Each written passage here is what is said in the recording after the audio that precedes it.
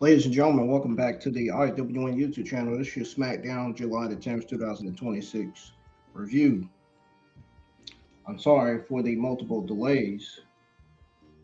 We had a real bad storm earlier, and then it got worse later on. So I decided that I was going to cancel the watch party and result and go with the review instead. But make sure y'all hit the thumbs up, subscribe to the channel if y'all are new, and turn on the bell for all notifications. We'll be live for AAA tomorrow night. We'll be live for the AA watch party for AA in Fox episode 26. Dominique will be on the show. El Grande Americano will be on there. It'll be a triple threat match. It's a number one contenders triple threat match, really. They booked that for the show. I know Manny Vikingo and Jack Cartwheel are two of the three guys that'll be in that match. I think it's Dragon Lee, too, as well, I believe.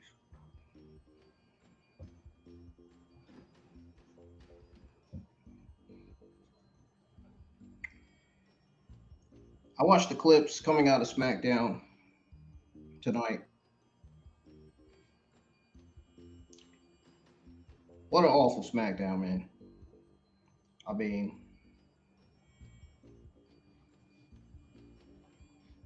even CM Punk, as y'all can see, even CM Punk wasn't enough to save SmackDown. I mean, what does that tell you?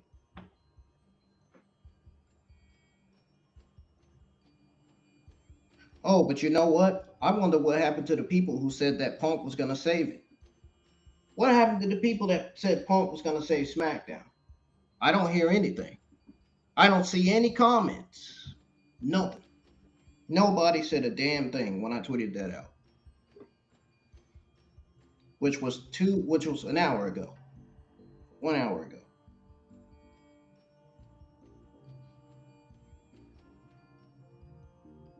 Complete silence, like nobody responded to it at all.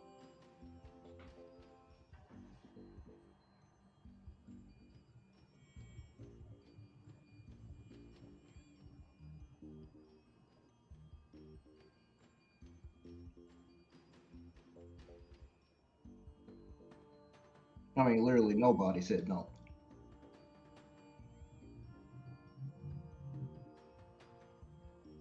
Anyways,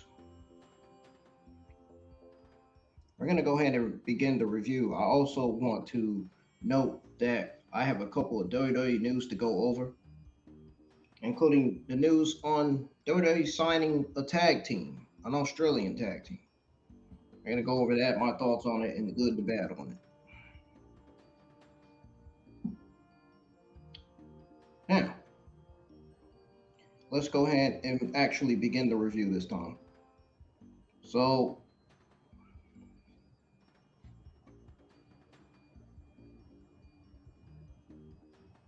I needed an extra 50 minutes to calm down and process this garbage, man, from earlier. This was definitely a mid-low C minus SmackDown, and I'm not even trolling, dude. There was only five things that actually stole the show. There was only five best things of this entire show. And I'm not even joking, man. This entire episode of Friday Night SmackDown was very, very mid. Straight up, just 100% off. I gotta call it how I see it. So let's cook this thing from top to bottom. We open with this member of SmackDown, and it's CM Punk.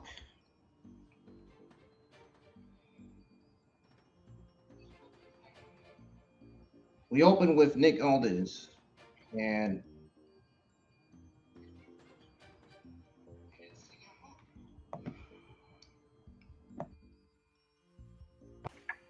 he drove straight from his house to Allstate Arena because he heard they needed a challenger for the WWE title.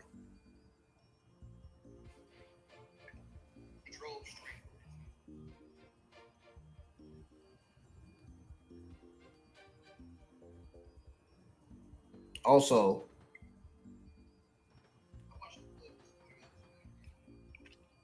that's not all. He says respect the hustle. Punk grabs the mic, starts calling out everybody. Sami Zayn, Gunther, Finn Balor, Royce Keys, Damian Priest, Trick Williams. The whole locker room basically, pretty much, from what I've seen, coming out of the full segment, out of the clips from WWE's YouTube channel. Then Cody Rhodes' music hits. They dap it up, real, real camera, and so you got all the real cameras shining all on Cody and CM Punk in the ring. This entire focus was on the CM Punk and Cody Rhodes setup. Cody challenges Punk to SummerSlam. Punk says, hell yeah. All this makes it official right there. I'll be honest. I'll give you Punk his flowers. I will give him credit. That fighting champion babyface promo was definitely fire. I did enjoy that. I mean, that was the best thing on the show thus far. No debate. But let's be real though. One promo even a great one, man, does not save 3 hours or 2 hours for that matter.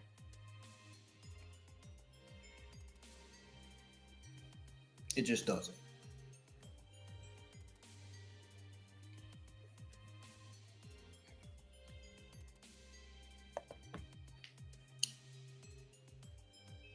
Like I said, I still want to know where all the people who said CM Punk's going to save SmackDown. I still wonder. I really do. Because tonight proved one man can't carry mid-booking. That is why I asked who said, I wonder where all the people who said CM Punk is going to save SmackDown. That's why I said that.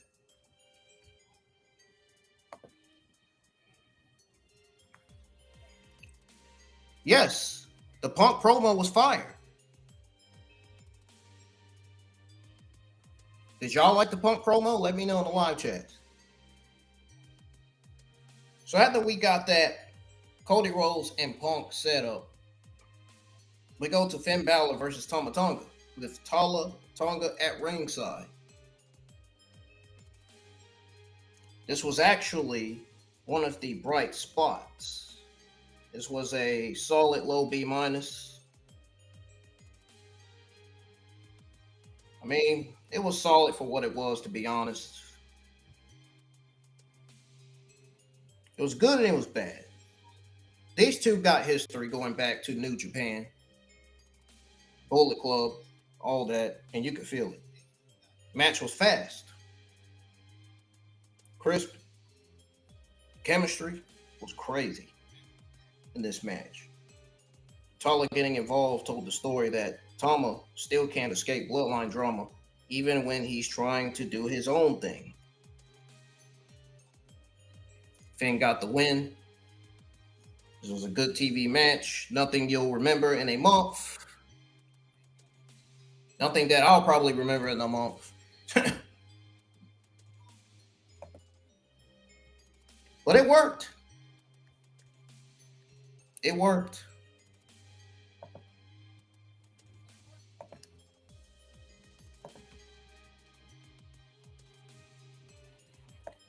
If the rest of the show had this energy, I'm sure we all would have never been shitting on the show and complaining like we do. We have every right and every reason to complain and to shit all over the show.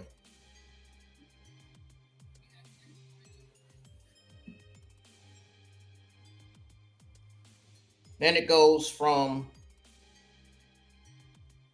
Finn Bálor versus Tonga being good TV match to Royce Keys coming out to face Jacob Fatu and Jimmy Uso in terms of killing all momentum. Backstage. Then later, Jimmy and Fatu, Cody promo, and Royce interrupts. Fatu's like, Keys is my brother. Keys is like loyalty over blood. Jimmy and Keys agreed to fight. Then Fatu says he's sitting this one out. Cool, you're building something. Then we get Royce Keys versus Jimmy Uso and Bro mid-seed. Bro, this match was rough. Slow spots all over the place. All over the place. Moves were mistimed. Zero chemistry between them. Keys is fresh. We need a new rival for the bloodline after years of the same feuds.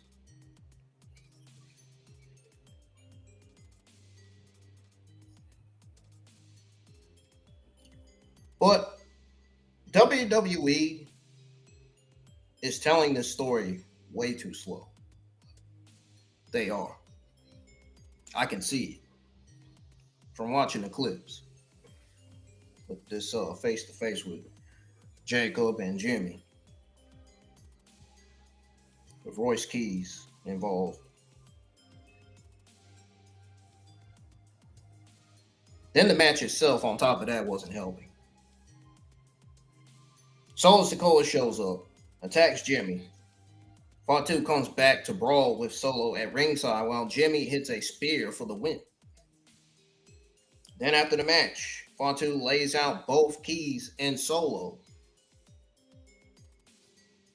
Now, chat, I'm sitting here like, the most exciting part of Keys versus Uso was Solo and Fatu fighting. That's sad. That's very, very, very, very upsetting.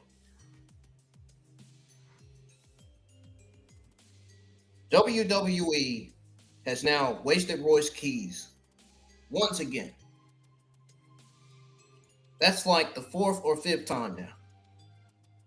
Bro debuts hot. They cool him off with 50-50 booking. Tease title shots that never happened. Now he's in a cold match with Jimmy, getting overshadowed. The creative is very, very slow. It's very, very slow. You can't make this shit up, really. Backstage, Johnny Gargano and Candice LeRae confront CM Punk. Punk keeps it 100. Tells them, get back in the ring because this is not working. That was the realest line of the night. Then Finn Balor has a little stare down with Punk. That's a money match. It was like 3 seconds. We got Fatal Influence also in the vignette saying they're taking the women's tag titles at Madison Square Garden. Cool. Whatever. Just put them in the ring, have them beat Brie and Paige, and just like that, Fatal Influence becomes new WWE Women's Tag Team Champions. At least that'll be the only best thing coming out of that match anyway.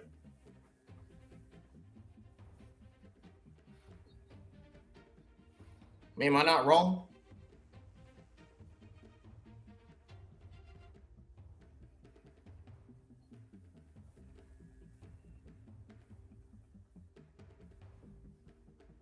Then we got Jay Cargill with Michin and B-Fab versus Alexa Bliss with Charlotte Flair. Easily a mid-low C-. This women's match was bad. Jade was jawing at Charlotte. Baron on commentary said she's being dismissive of Bliss and treating her like a rookie. Bliss gets some hope spots, super kick, but there's too many people at ringside.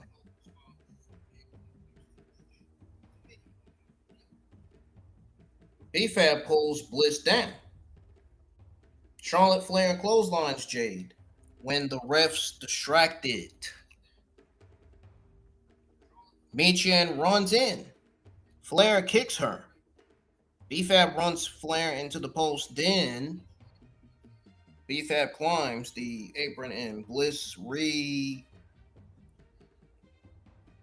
much she forearms her off, basically. That's what I was trying to get out. It's chaos. And finally, Jade hits a pump kick and Jaded for the win.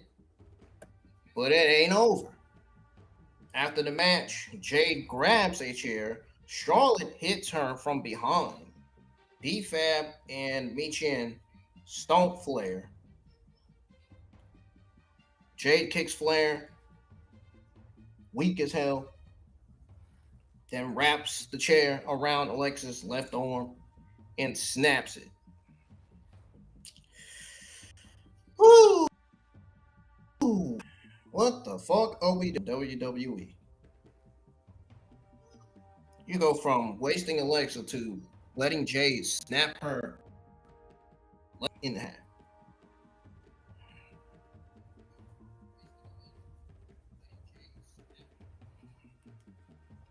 That's some insane stuff.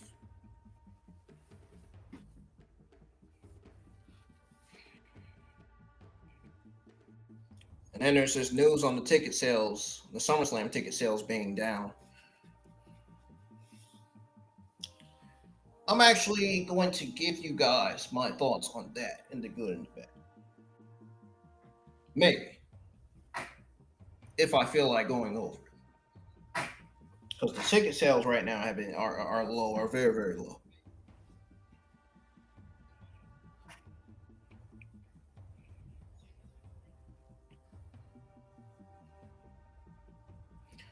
But at least the NXT ratings went up this week. Want to know why? Because NXT produced and booked a solid B show. Nothing more, nothing less. I thought, in my opinion, NXT did better than Raw and Smackdown this week, honestly.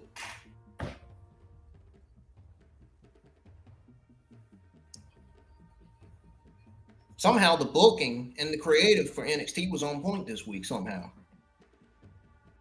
I don't know how they figured out to turn it around, but they did it. Happy for them. And we're getting yet another solid NXT next week. Another solid card for next week's NXT. I can't wait.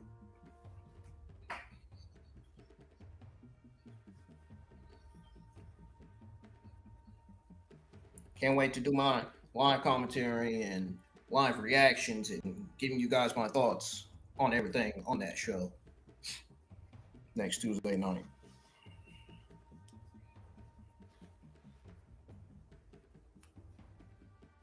Anyways, back to going over Jade versus Alexa Bliss. Yeah.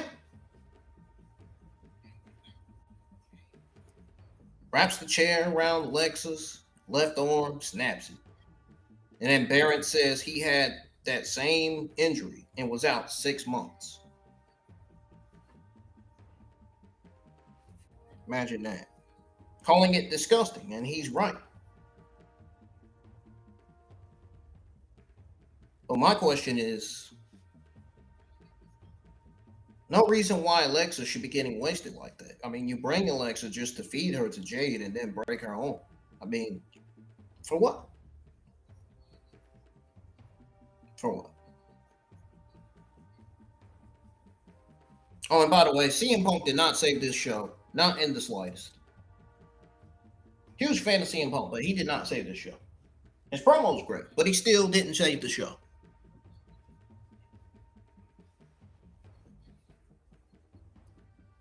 And earlier, Carmelo Hayes called out Trick Williams and Little Yachi. Yachi even presented Trick a custom new championship, that Fury title belt. Then we got Williams with Little Yachi versus Carmelo Hayes, non-title match. Now, this was the match of the night. I gave this match a solid average B+. These two got chemistry for days. Trick hits that backhand pimp slap. And you got Melo going up top rope, DDT on the way down for a 2 count. And then Trick with a leaping neck breaker, near fall. Melo answers with a frog splash near fall, and then Melo drops Trick with a kick. Goes for another frog splash, Trick moves, and Trick catches Melo with a kick near fall. They spill to the floor. Melo shoves Trick into Yachi. Gets him back in, hits the first 48, goes up top for the finish, and then next thing you know, the return of Baron Corbin pops up on the apron.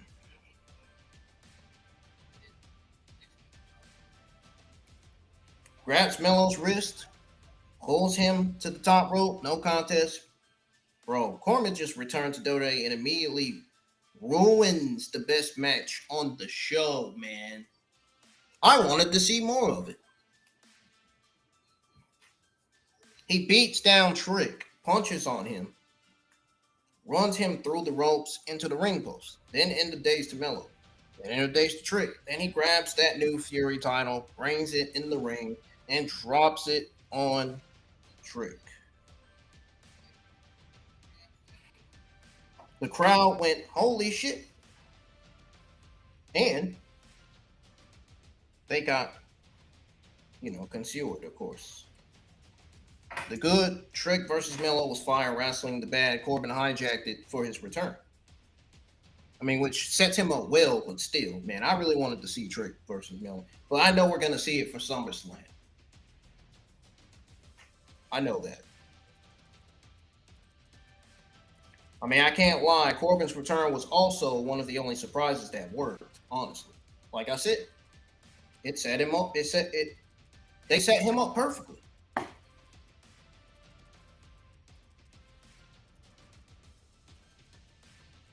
I ain't that mad about the no contest, though. I'm not.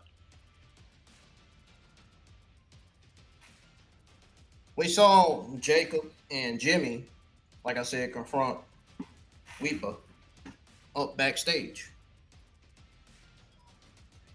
I don't know why they gave R-Truth and Damian Priest this name. I don't understand it. We had more Bloodline stuff. Little Yachty presenting Trick the title. That was before the match. All that was fine.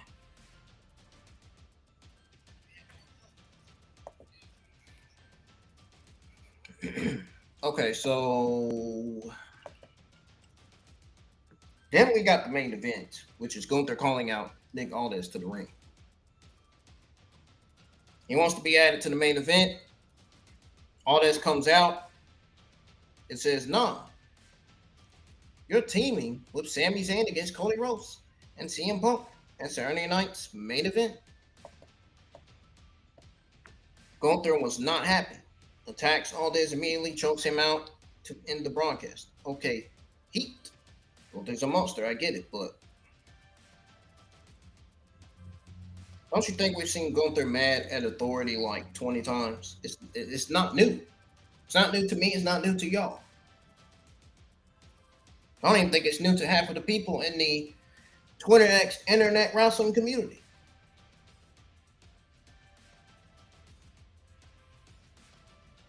So here's my final thoughts. CM Punk's promo carried the show. Finn Balor versus Tonga was solid.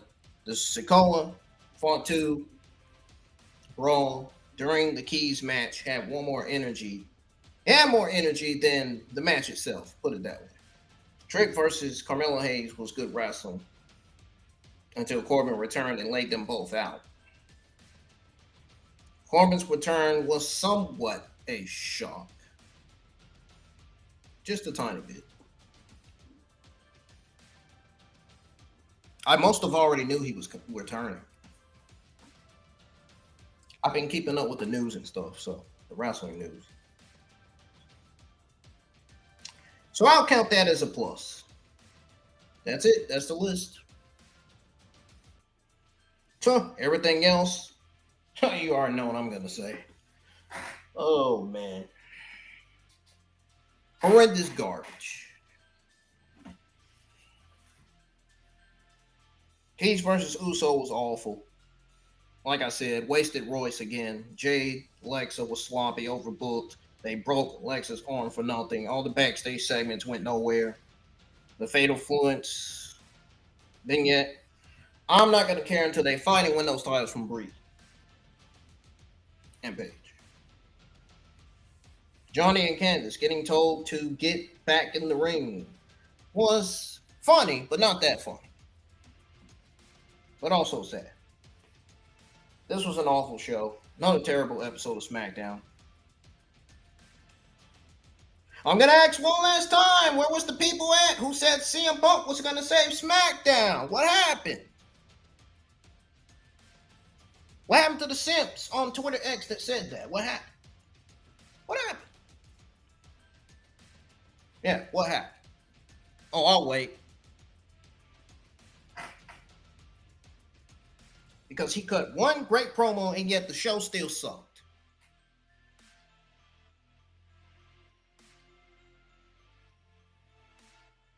I'm going to say this one last time. One man can't fix creative that books Royce Keys like a job. Has Alexa Bliss get her arm snapped and ends very good with no contest. Come on, that's like, make shit make sense for real.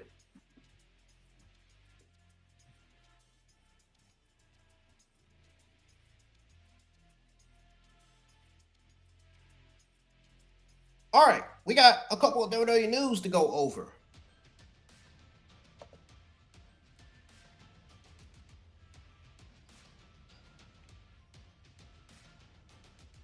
Let's go ahead and change the background.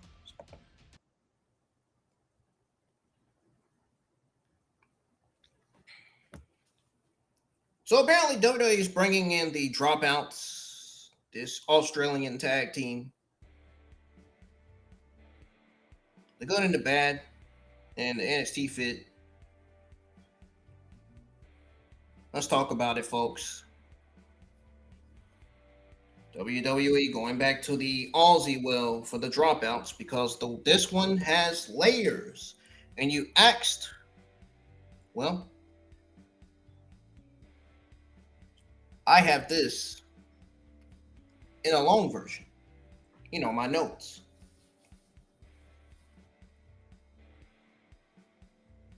In case anybody asks for the news on Dropouts, I got it here for you on the IWN YouTube channel. Now, the good starts with the obvious. Scott Green and the Tuck Man are exactly the type of pickup that makes the NXT system work the way it's supposed to. At 24 and 25, they're young enough that the WWE Performance Center can actually mold them instead of just repackaging them. They're coming in as a real established tag team with chemistry. You can't fake in 6 months of promo class. Obviously not. But that party style gimmick,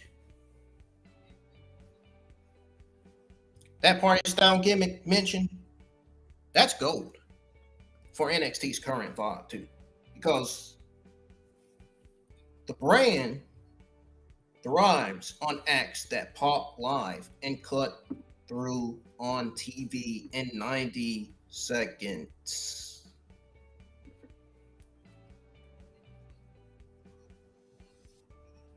Big entrances, loud gear, crowd interaction. In a ready-made identity means they won't debut as two dudes in black trunks looking lost while the commentary team explains who they are for 3 weeks.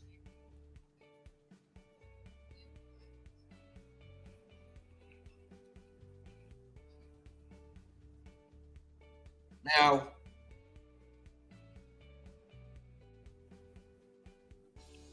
tag teams are historically hard to build from scratch in WWE. So, live chat, I hope you're listening. Because importing one that already works together saves a year of trial and error. With the rumored influx of Hiromu Takahashi, Enzo Amore, Big Cass, and Richard Holiday, NXT is clearly loading up for a roster refresh where a team like the Dropouts can slot and feel like filler. The best, though,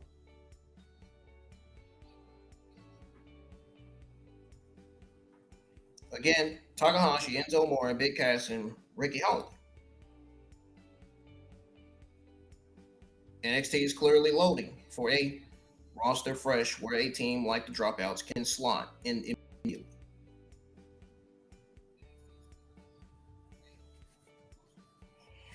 Now, the bad, though,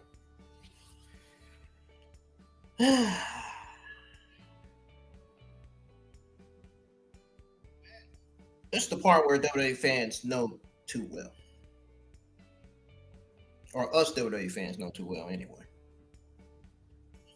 Potential does not equal push. NXT's tag division has been a revolving door of wait and see teams that get 3 squash matches, a takeover pre-show loss, and then a repackaging or main roster call-up where they recon enhancement talent by WrestleMania season.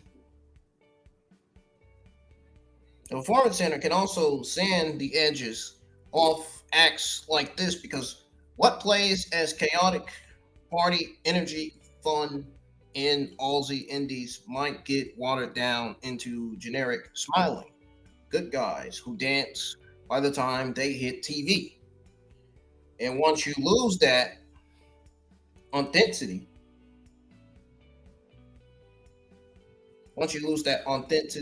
the crowd bails fast. There's also the timing problem. If Himuro, Enzo, Big Bill, and others really are coming in at the same time, the Dropouts go from new, exciting team to one of 6 debuts that month. And WWE has a habit of forgetting who they just signed when the next shiny toy shows up. They 1000% do. No joke. Can they make noise? Absolutely. But only if NXT commits. If Triple H and Shawn Michaels let Green and Tuckman keep their personality, give them real stories instead of just battling for the number one contender spot every 8 fucking weeks, and protect them long enough to get over organically, then yeah, they could be the next DIY or Creed Brothers type run where the division gets built around them. International Indies team arrives. Looks good in debut. Disappears into 2027 treatment.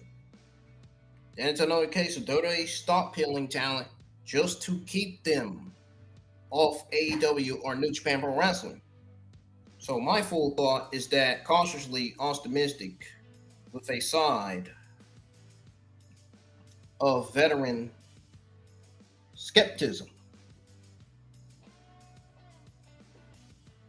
Now,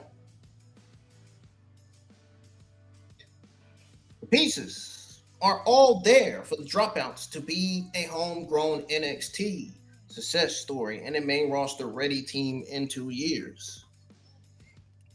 But the difference between future tag champs and where are they now? Listicle forward is entirely on WWE's booking. Not on Scott Green and if they survive the PC system with their identity intact and get mic time, well, okay, I'm gonna have to repeat that again because the audio was skipping a little bit. I'm gonna say this again. This is entirely on WWE's booking.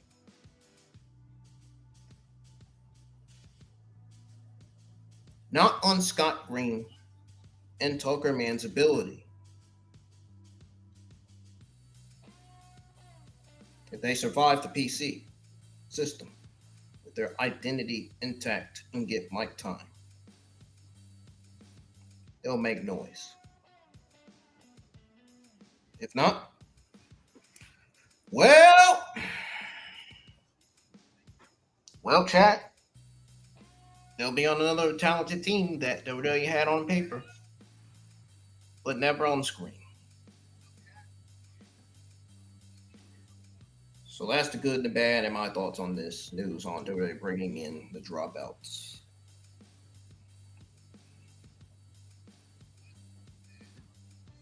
Let me know what y'all think.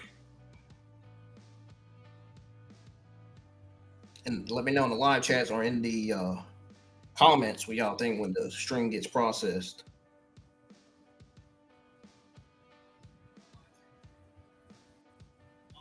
You know, I wish SmackDown would have been a better show tonight, man, but the card looked solid, but the show was fucking awful, man. Oh my God.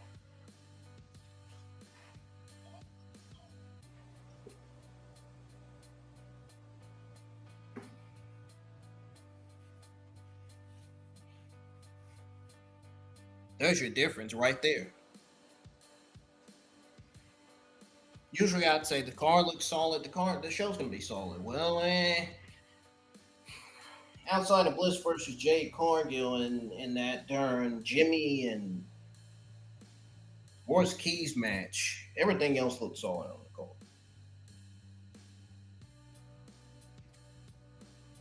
But I'm not gonna lie, there was other bad stuff on there too besides those two things, and we already went over all of that. So if you want to listen to the SmackDown review, listen to me go over everything. It went down my thoughts and everything. Y'all can rewind the stream, or you can click on the timestamps that will be in the description.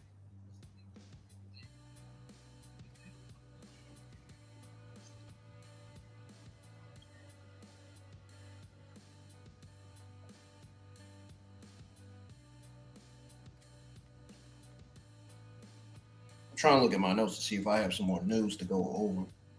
See if I had some more news on the list.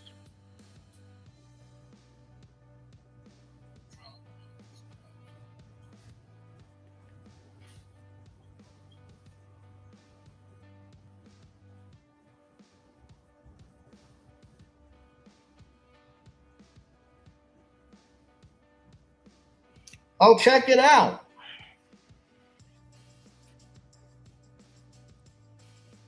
I forgot I had read this earlier yesterday. So apparently, we got some more news, folks. So apparently, there's an AAA set for in-ring return after injury. I saw it already. Remember when I said Jack Cartwheel and Manny Vikingo are two of the three guys that'll be in that triple threat number one contenders? Well, Jack Cartwheel spent the last stuck on the sides, an arm injury, waiting on answers and promising he would pretty much come back stronger.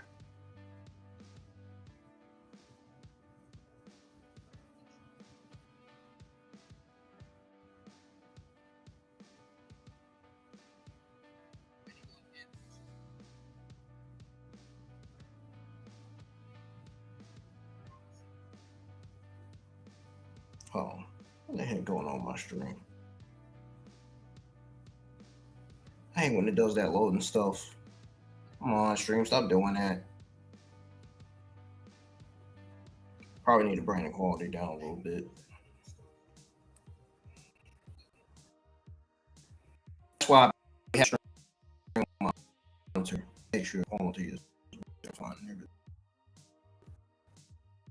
This one.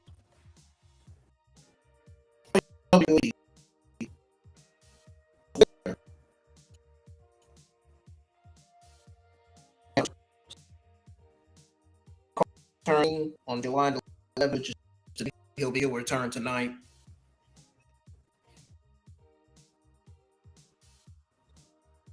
So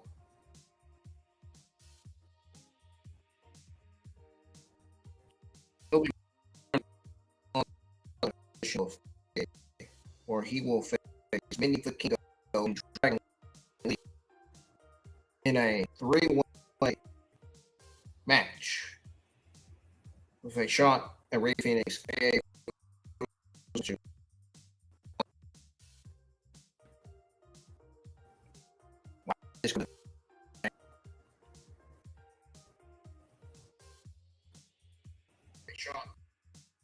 me rephrase that again. Cartwheel versus Manny Vikingo versus Dragon Lee for the triple threat number one contenders match.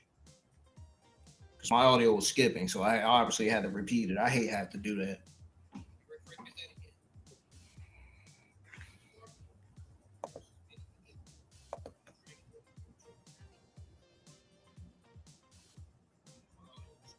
That match is going to be so good. Holy shit, better than the match we got on Smackdown. Oh. Holy smokes, man. That means Cartwheel is going from months of uncertainty straight into, or uncertainty, should I say, straight into a match that could put him right back in the title picture.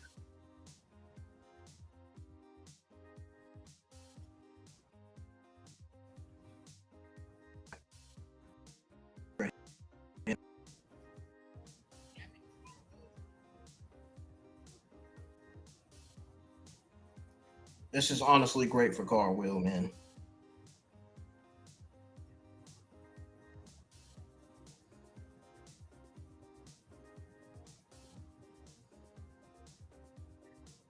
I mean, he's back from injury. They put him in a #1 contenders triple threat match.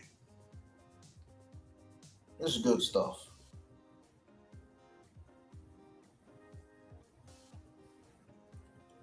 I hope everybody's hitting the thumbs up and sharing the stream and spreading the word.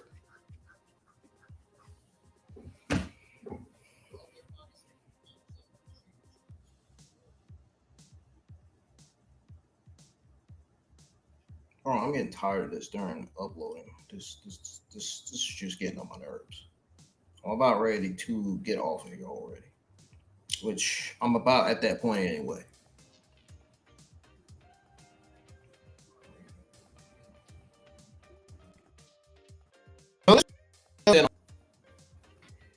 They said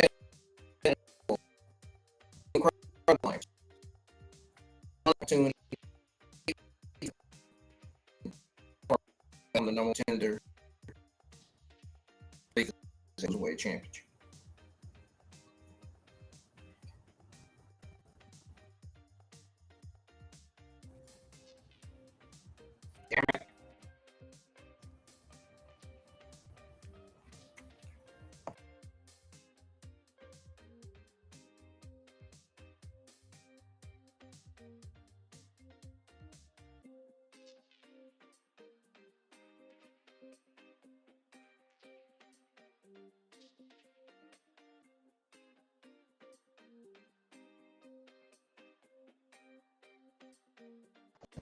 My audience problems lately.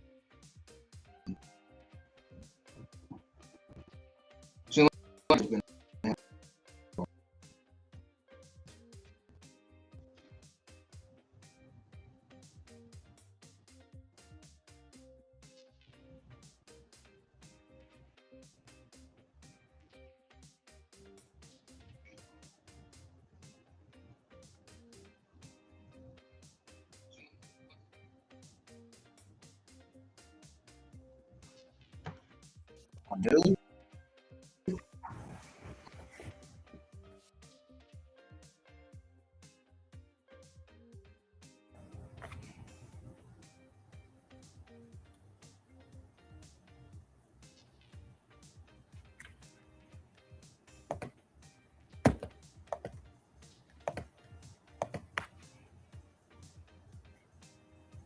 Can y'all hear me now?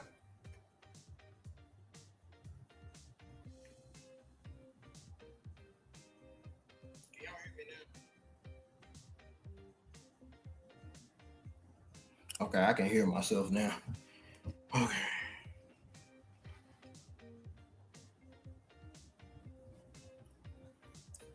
As I said,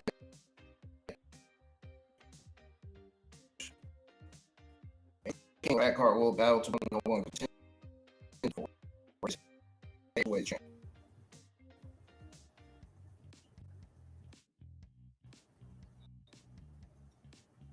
The announcement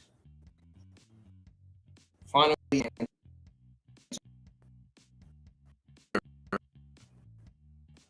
revealed back and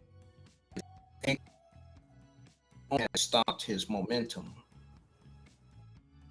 and forced him out of action.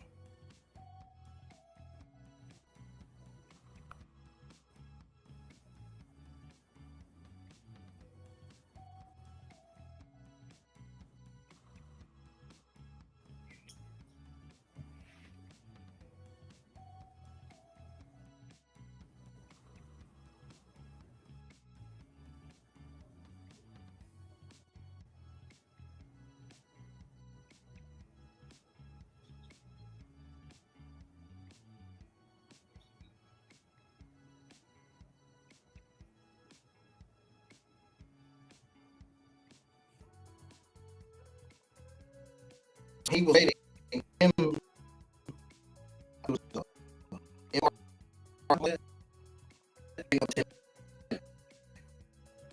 How much being away.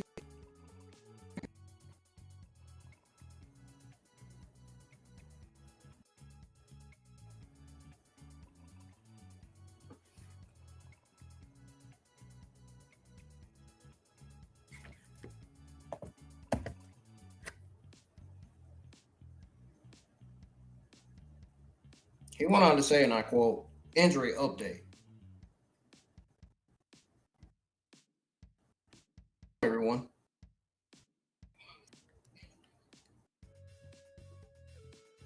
I have to do than take on to break my momentum."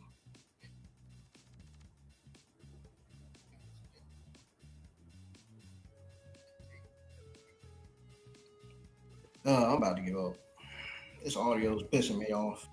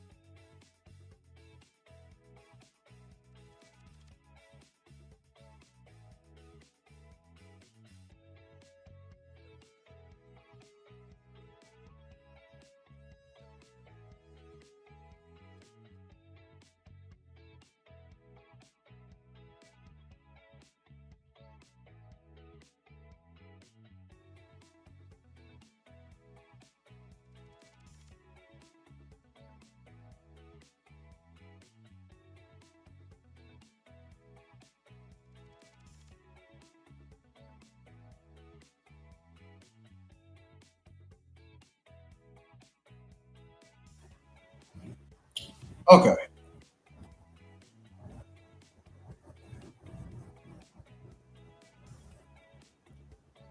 Okay, it's been re-uploaded now. Audio should work.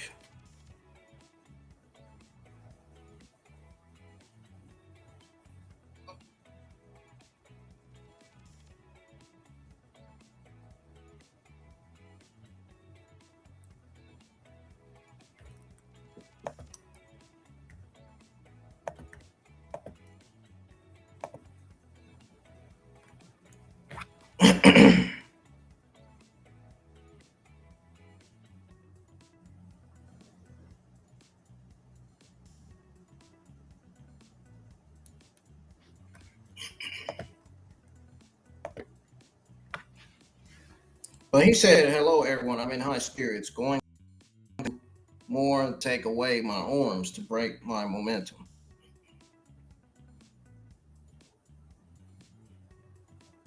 So then Jack Cartwheel says, "I will be paused. However, I have MIR scheduled for next week. I hate sitting out. I hate missing out. I don't like to take things easy. I will be back." End quote. That's what he says.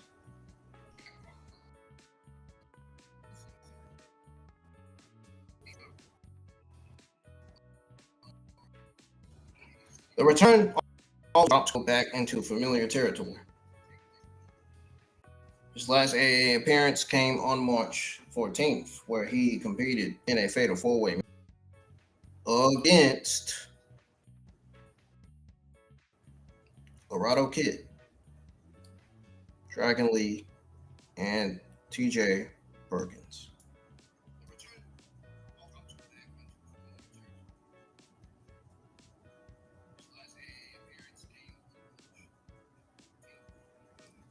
So this was for the AAA World Cruiserweight Championship.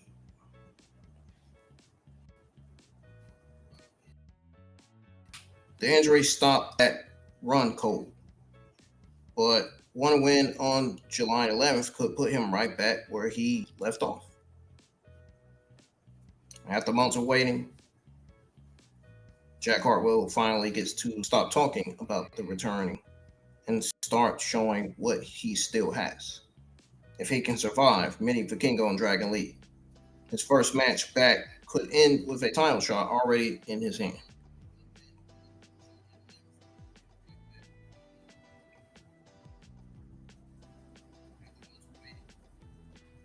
Now, do I think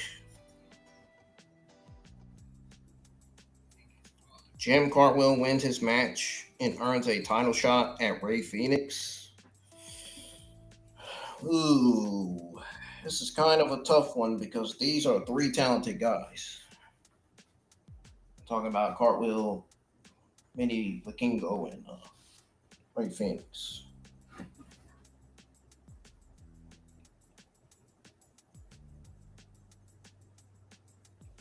Like, we're talking about real young high flyers here.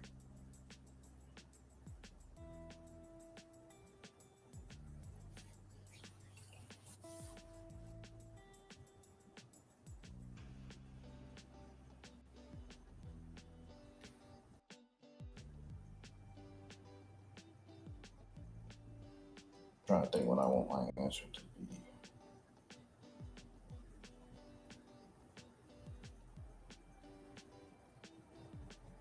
Honestly, the answer is yes. The answer is definitely yes. I'm confident that the answer is yes and not no. I absolutely think Jack Cartwheel absolutely can win his return match. But whether he will or not is definitely a different story.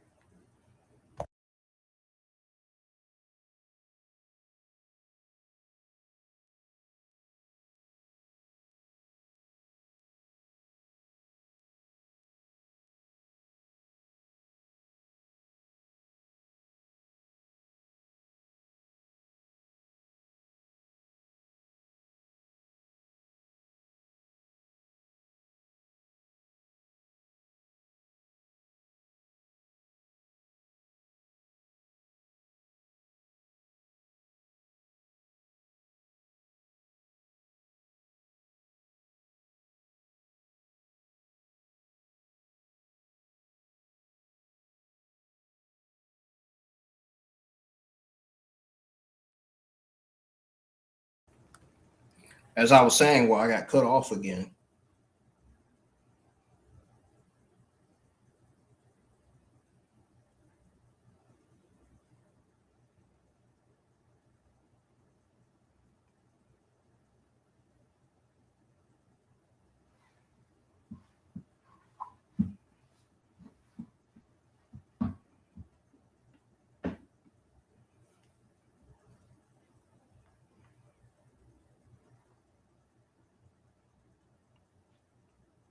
Okay, and why I got cut off again, folks.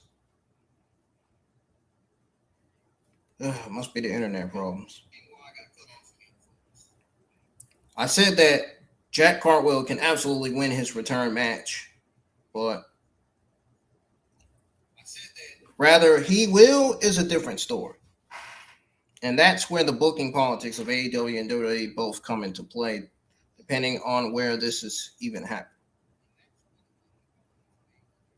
It's happening on AAA, obviously.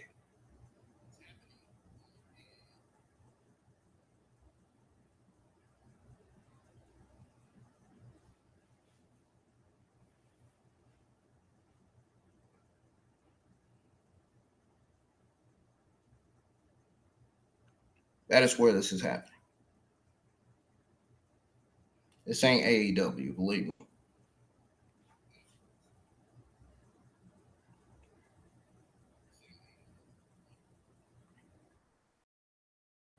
And the whole picture shifts because AA book's completely different. than AEW and WWE. And that matters to Cartwheel's chances. A return match on a televised Fox, Deportes, or Space slot is not just a match, it is a statement. AA loves using foreign talent with viral movesets to pop a live crowd.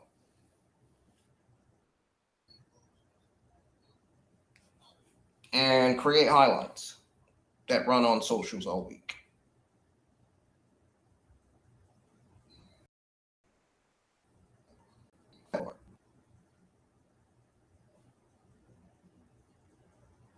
Also, you got to think Rey Fenix is royalty in AAA. He is a former mega champion. King of Kings winner. One of the faces, Dorian, can always put on a poster and sell tickets. That means Phoenix almost never takes a clean pin in Mexico unless it is a building to something massive, like a title change or a mask versus hair feud. The good for Cartwheel is that AAA has zero problem strapping a Rocket to a luchador adjacent high flyer if the crowd bites. Guys like Commander's not in AA, he's in AEW. But guys like Commander, Laredo Kid, and Viking Go all got huge AA pushes off of matches where they were put in with established stars and allowed to go. Wow. Now,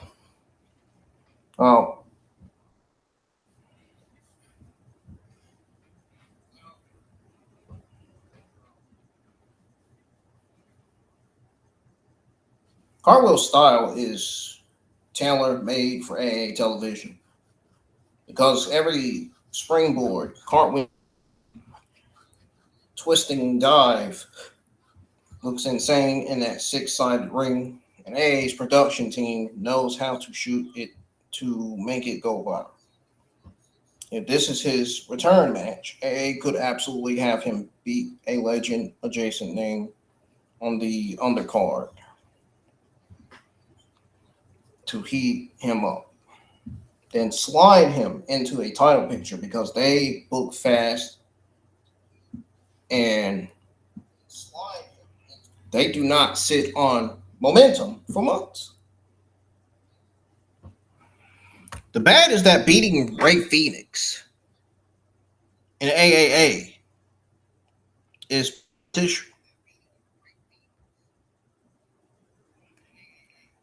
Phoenix is a guy who can walk out of AA anytime and take dates in AA, New Japan Pro Wrestling, or CMLL. Dorian protects him unless Cartwheel is signed to an AA deal or they are building him as the next international star for Triple. The most likely outcome is Phoenix winning clean after a competitive match, or Cartwheel gets a monumental, shocking victory of hanging with him and earns a shot anyway through respect. They love that trope. And to think about it like this, Phoenix raises Cartwheel's hand after a 15-minute match of the night, says you deserve a title match. And suddenly, Jack Cartwheel is in line for the Cruiserweight title or a spot in Rey de Reyes without having to pin Phoenix. That protects Phoenix, makes Cartwheel look strong, gives AA a new babyface to market to U.S. audience on Fox. The other angle is interference or a trios setup. AA could run a trios or four-way where Cartwheel does not pin Phoenix directly but still gets the win, which lets them say Jack Cartwheel beat Rey Fenix in promo packages without actually hurting Phoenix. So do I think he wins outright? I am 30/70. No. if it is still a straight singles match with a clean finish, because AAA will not feed Fenix to a returning indie guy unless there is a big money behind it.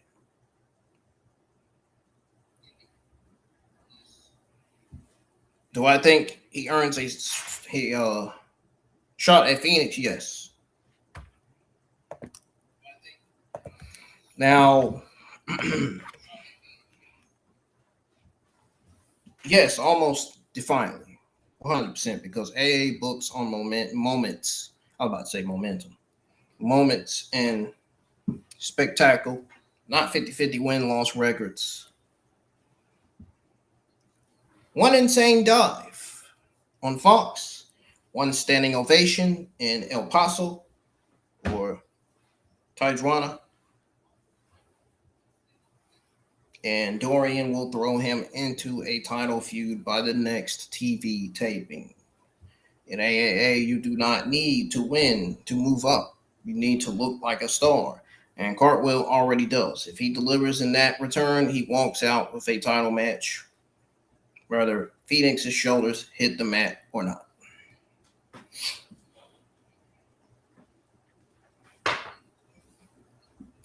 Well, folks, that's all the WWE news I have for this Smackdown review, man. We're gonna end it there.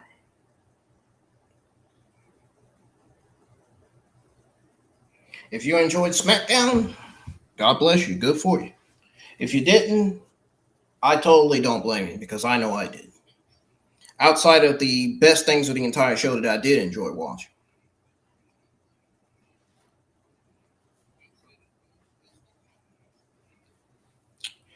It is AAA Saturday, folks. I cannot wait for AAA. What I'm going to say, who cares about Dom? I hope Dom drops the AAA Mega Championship to El Grande Americano. I mean, who cares about, not him, but his character? Who cares about, well, mainly his title ring. Who cares about his title ring? I don't. Dom's not a bad heel, but his title reign is just awful, man. They need to get that title off him quick.